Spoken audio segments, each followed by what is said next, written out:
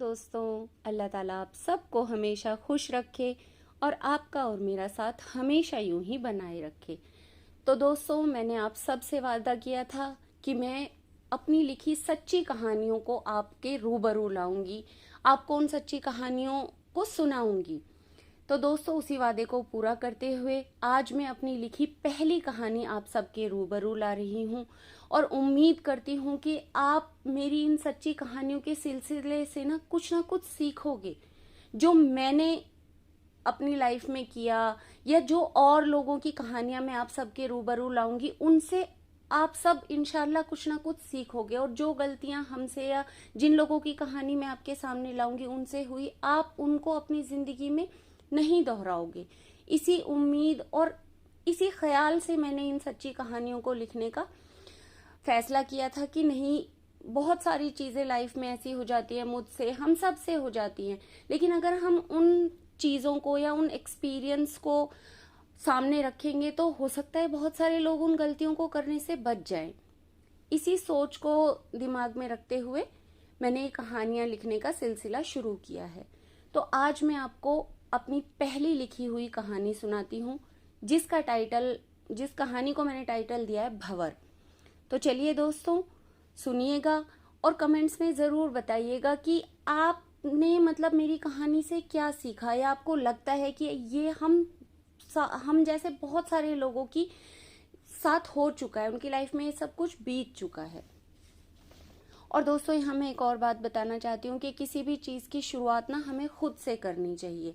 तो ये मेरी लिखी हुई पहली कहानी है जिसकी शुरुआत मैंने खुद से की है।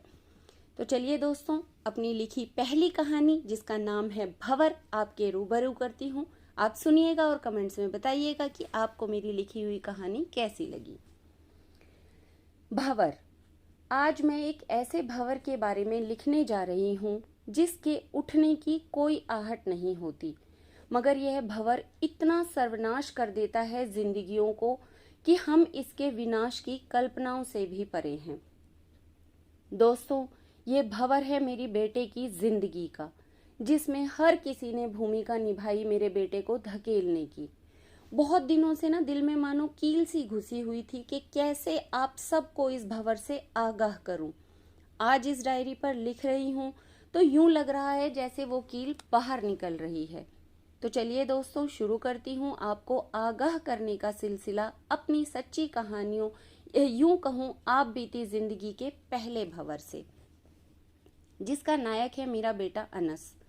आज अनस 22 साल का हो चुका है और दिल्ली शहर के जामिया हमदर्द कॉलेज से BHM कर रहा है।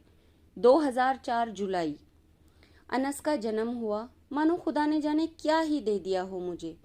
इतनी खुशी हुई मुझे कि मैं अल्फाजों में बयान नहीं कर सकती। मेरे दर्द को खुशी का एक सबब सा था अनस। धीरे धीरे मेरी दुनिया बन गया अनस, और मेरे लबों पर मुस्कुराहटों की वजह भी बन गया अनस।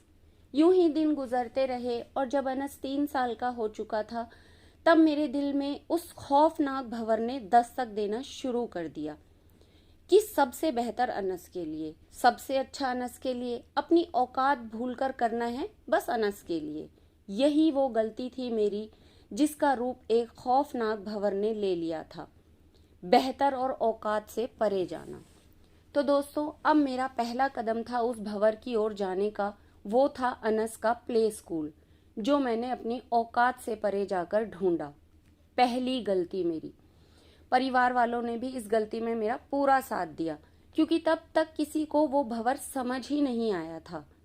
खैर, धकेल दिया हमने अनस को 3 साल की नन्ही सी उम्र में उस भंवर में, जहां वो पहली बार एक ऐसी दुनिया से रूबरू हुआ जिस दुनिया के बच्चे वहां आते थे पढ़ने। उनसे हमारा बराबरी तो दूर, आसपास तक का कोई लेवल ही नहीं था। वो थी मेरी पहली जिंदगी की सबसे बड़ी भूल, जिसका नुकसान आज अनस उठा रहा है और शायद ताउम्र उठाता भी रहेगा। चाहूं तो भी मैं खुद को माफ नहीं कर पाती कि काश कोई मुझे उस वक्त ये समझा देता कि औकात से बाहर मत जाओ। मगर कहते हैं ना, विनाश काले बुद्धि विपरीत, सो वही हुआ भी। अब अनस उन्हीं रईस बच्चों के बीच पढ़ना शुरू कर चुका था। फीस टाइम से चली ही जाती थी और मैं बहुत खुश थी कि क्या बढ़िया प्ले स्कूल में मेरा बेटा पढ़ने जाता है। अब वक्त था उस भंवर में थोड़ा और गहरा सा उतरने का। सो उतरे कैसे? अब अनस प्ले स्कूल कंप्लीट कर बड़े स्कूल के लिए तैयार हो चुका था। अब भी मैंने वही गलती की, भर दिए फॉर्म साउथ दिल्ली के टॉप स्कूलों के अनस के लिए, यह भूल कर कि हम और हमारा पारिवारिक माहौल उन स्कूलों के लायक है ही नहीं। अब Anas LPS Lakshman public school का स्टूडेंट हो गया और मेरी भाषा में अब अनस उस भंवर में और नीचे उतर गया। यहाँ उसके दोस्तों का धीरे धीरे असर उस पर दिखने लगा।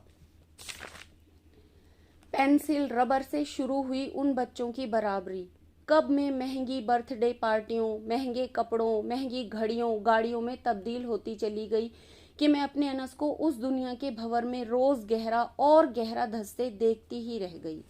मैंने फिर ठान लिया कि कुछ भी हो जाए मैं अब अनस को अपनी औकात वाले स्कूल में ही पढ़ाऊंगी। खूब कोशिशें भी की मैंने, मगर सब जगह से ना ही होती रही और मेरा अनस लम्हा लम्हा उस भंवर में धंसता ही चला गया। यहाँ से अनस के भीतर मैंने सबसे बड़ा बदलाव देखा, जो था दिखावा करना।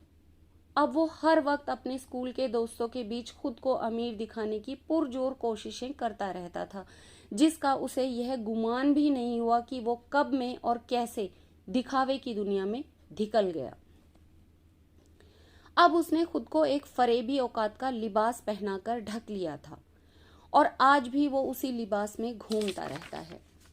आज उसको अपने दोस्तों से अपना घर छुपाना पड़ता है, क्योंकि उसने जो फरेबी औकात बनाई हुई है खुद की, उस औकात के हिसाब से तो हमारा घर है ही नहीं वैसा। इन बीते 20 सालों में अनस हर लम्हा अपनी बनाई इमेज को ढह जाने के खौफ से लड़ता ही रहा। हर वक्त झूठ बोलता रहा सबसे खुद की बात। सबसे दुख की बात यह है कि वो हमको खुद से अलग समझने लग गया, क्योंकि हमारी और उसकी औकातें अब अलग अलग हो चुकी थी।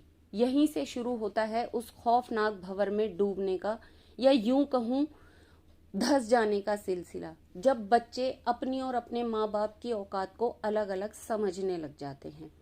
जब आपकी औकात आपके माँ बाप की औकात से जुदा हो जाती है ना, तो बर्बादी का सिलसिला यूं कहूं शुरू हो जाता है। कोई नहीं थाम सकता उस बर्बादी के सिलसिले को। आज मेरा बेटा उस भंवर में डूब चुका है और मैं उसकी इस बर्बादी को सिर्फ देखती ही जा रही हूँ। तो दोस्तों, अगर आप मेरी इस कहानी से सीख ले सको तो मेरे बेटे की तरह आप अपने बच्चों को इस भंवर से निकाल पाओगे। जो गलती मुझसे हुई, आप उस गलती को नहीं दोहराना, क्योंकि ये भंवर इसलिए भी खतरनाक साबित होता है कि इसके आने से और इसमें डूब जाने तक इस भंवर की हमें खबर तक ही नहीं हो पाती कि हम किसी भंवर में हैं। अब मैं अल्लाह से हर वक्त यही दुआ करती रहती हूँ कि अल्लाह अनस को इस भंवर से जल्दी निकाल दे और उसको अपनी असल औकात से मोहब्बत करना सिखा दे। तो दोस्तों, ये मेरी पहली कहानी थी जो मैंने लिखी, और सिर्फ यही सोचकर लिखी कि मेरे से जो गलती हुई ना, वो गलती और कोई ना करे। क्योंकि आज मैं जिस मुकाम पे हूँ, मुझे हर लम्हा ये लगता रहता है कि मेरी गलती थी वो, मैंने अनस को उस भंवर में धकेल दिया। तो दोस्तों, आपसे उम्मीद करती हूँ कि आप मेरी गलती से सबक लोगे और कोई भी लाइफ में ऐसा काम नहीं करोगे जो हमारी औकात से बढ़कर हो। मतलब कहते हैं ना, पुरानी कहावत है कि जितनी चादर हो उतने ही पैर पसारने चाहिए। मैंने वो कहावत छोड़ दी, भूल गई, या यूं कह दूं कि इग्नोर कर दी। मैंने अपने पैर उससे बाहर निकाले, जिसका खामियाजा आज मैं तो भुगत ही रही हूँ, मेरा बच्चा भी भुगत रहा है। तो आप सबसे रिक्वेस्ट है कि आप अपनी लाइफ में कोई भी काम ऐसा नहीं करना जो आपकी औकात या आपके स्टेटस से बढ़कर हो। ख्वाब देखना एक अलग बात है, उसके लिए कोशिशें करना एक अलग बात है, लेकिन अपने आप को, अपनी हकीकत को झुटलाकर एक फरेबी इमेज बना लेना और उसी के लिए करते रहना, है कुछ भी नहीं लेकिन आप दिखा रहे हो, शो ऑफ कर रहे हो, वो गलत है।